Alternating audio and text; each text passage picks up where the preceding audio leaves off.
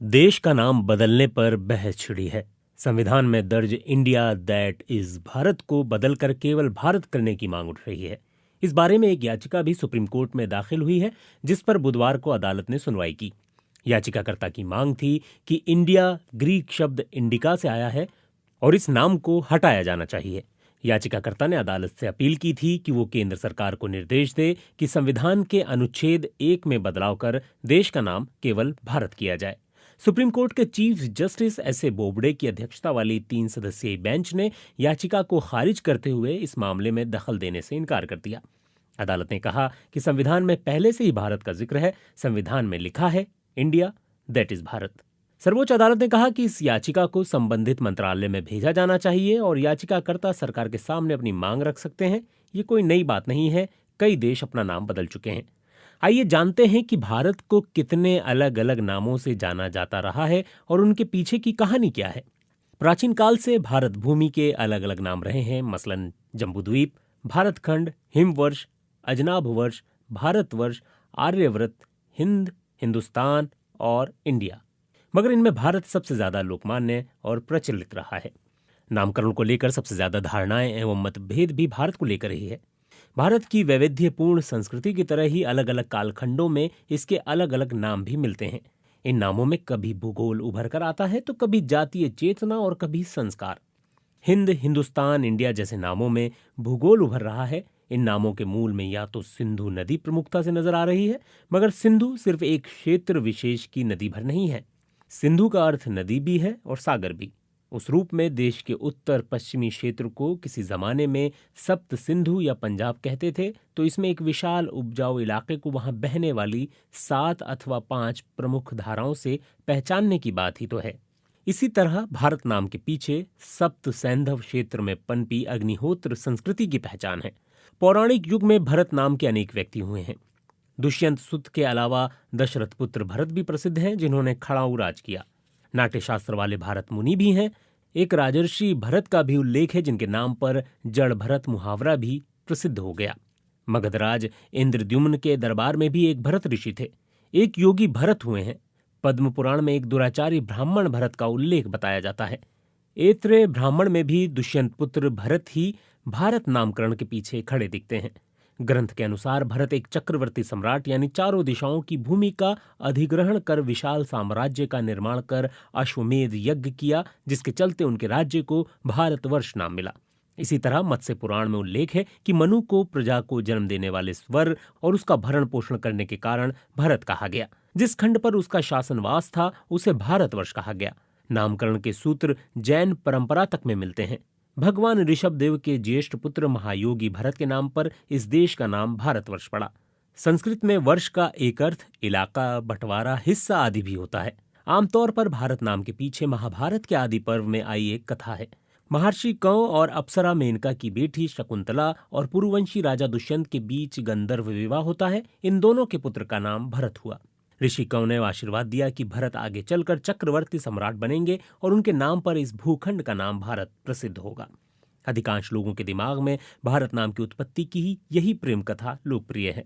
आदि पर्व में आए इस प्रसंग पर कालिदास ने अभिज्ञान शाकुंतलम नामक महाकाव्य रचा। मूलतः ये प्रेमाख्यान है और माना जाता है कि इसी वजह से ये कथा लोकप्रिय हुई। दो प्रेमियों के अमर प्रेम की कहानी इतनी महत्वपूर्ण हुई कि इस महादेश के नामकरण का निमित्त बने शकुंतला दुष्यंत पुत्र यानी महाप्रतापी भरत के बारे में अन्य बातें जानने को नहीं मिलती। इतिहास के अध्येताओं का आमतौर पर मानना है कि भरतजन इस देश में दुष्यंत पुत्र भरत से पहले भी थे। इसलिए तार्किक है कि भारत का नाम किसी व्यक्ति विशेष के नाम पर ना होकर जाति समूह के नाम पर प्रचलित हुआ। भरतजन अग्निपूजक, अग्निहोत्र व यज्ञ प्रिय थे। वैदिकी में भरत का अर्थ अग्नि, लोकपाल या विश्व रक्षक और एक राजा का नाम है। यह राजा वही भरत है जो सरस्वती घग्गर के किनारों पर राज करता था। संस्कृत में भर शब्द का अर्थ होता है युद्ध, दूसरा है समूह या जनगण और तीसरा अर्थ है भरण पोषण। जाने माने भाषाविद डॉक्टर रामविलास शर्मा कहते हैं कि ये अर्थ एक दूसरे से भिन्न व परस्पर विरोधी जान पड़ते हैं। अतः भर का अर्थ युद्ध और भरण पोषण दोनों हो तो ये इस शब्द की अपनी विशेषता नहीं है।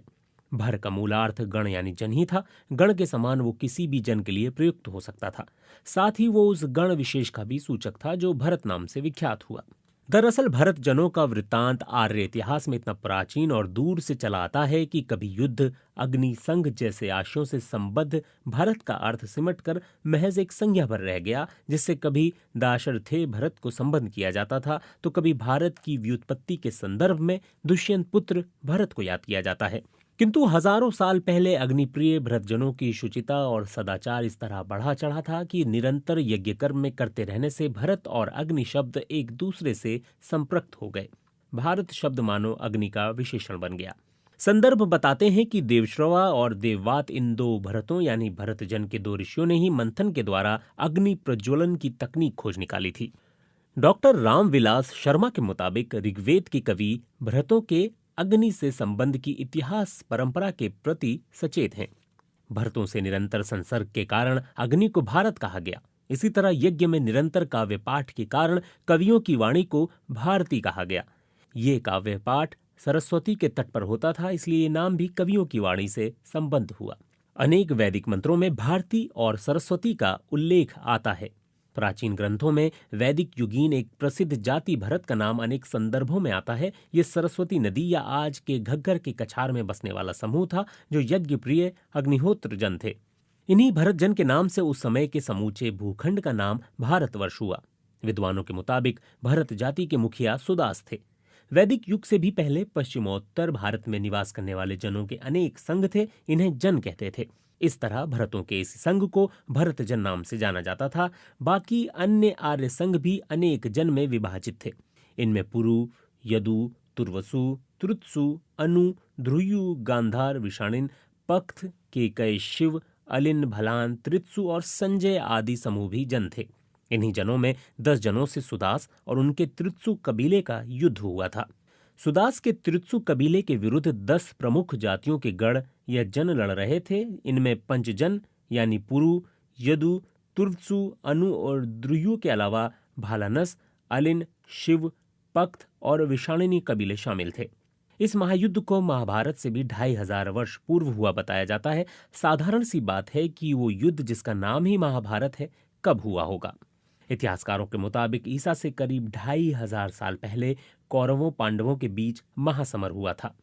एक गृह कलह जो महासमर में बदल गई ये तो ठीक है, पर इस देश का नाम भारत है और 2 कुटुंबों की कलह की निर्णायक लड़ाई में देश का नाम क्यों आया? इसकी वजह यह है कि इस युद्ध में भारत की भौगोलिक सीमा में आने वाले लगभग सभी साम्राज्यों ने हिस्सा लिया था, इसलिए इसे महाभारत कहते हैं। दाशराग्य युद्ध इससे भी 2500 साल पहले हुआ बताया जाता है, यानी आज से 7500 साल पहले। इसमें त्रित्सु जाति के लोगों ने 10 राज्यों के संघ पर अभूतपूर्व विजय प्राप्त की। त्रित्सु जनों को भरतों का संघ कहा जाता था। इस युद्ध से पहले ये क्षेत्र अनेक नामों से प्रसिद्ध था। इस विजय के बाद तत्कालीन आर्यव्रत में भरत जनों का वर्चस्व बढ़ा और तत्कालीन जनपदों के महासंघ का नाम भारत हुआ, अर्थात भरतों का। स्पष्ट है कि महाभारत में उल्लिखित शकुंतला पुत्र महाप्रतापी भरत का उल्लेख एक रोचक प्रसंग है। अब बात करते हैं हिंद यानी हिंदुस्तान की। ईरानी हिंदुस्तानी पुराने संबंधी थे। ईरान पहले फारस थे, उससे भी पहले आर्यनम, आर्य अथवा आर्यन। अवेस्ता में इन नामों का उल्लेख है। माना जाता है कि हिंदू कुश के पार जो आर्य थे उनका संघ ईरान कहलाया और पूरब में जो थे उनका संघ आर्यव्रत कहलाया। ये दोनों समूह महान थे, प्रभावशाली थे। दरअसल भारत का नाम सुदूर पश्चिम तक तो खुद ईरानियों ने ही पहुंचाया था। कुर्द सीमा पर बेहिस्तून शिलालेख पर उत्कीर्ण हिंदू शब्द इसकी गवाही देता है। फारसियों ने अरबी भी सीखी, मगर अपने अंदाज में। एक जमाने में अग्निपूजक ज़रस्थ्रूतियों का ऐसा ज़हूरा था, वहां इस्लाम का आविर्भाव भी नहीं हो पाता।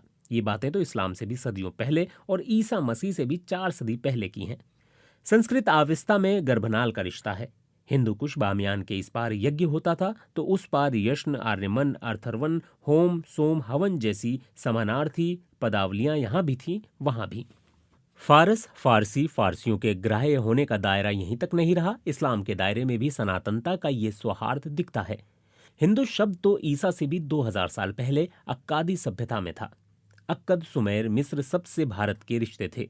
ये हड़प्पा दौर की बात है। सिंध सिर्फ नदी नहीं, सागर, धारा और जल का पर्याय था। सिंध का 7 नदियों वाले प्रसिद्ध सप्त सिंधु क्षेत्र को प्राचीन फारसी में हफ्त हिंदू कहा जाता था। क्या इस हिंदू का कुछ और अर्थ है? जाहिर है, हिंद, हिंदू, हिंदवान, हिंदुश जैसी अनेक संज्ञाएं अत्यंत प्राचीन हैं। इंडस इसी हिंदश का ग्रीक समरूप है। ये इस्लाम से भी सदियों पहले की बातें हैं। ग्रीक में भारत के लिए इंडिया अथवा सिंधु के लिए इंडस शब्दों का प्रयोग दरअसल इस बात का प्रमाण है कि हिंद अत्यंत प्राचीन शब्द है और भारत की पहचान है। संस्कृत का स्थान फारसी में स्थान हो जाता है। इस तरह हिंद के साथ जुड़कर हिंदुस्तान बना। आशय जहां हिंदी लोग रहते हैं, हिंदू बसते हैं।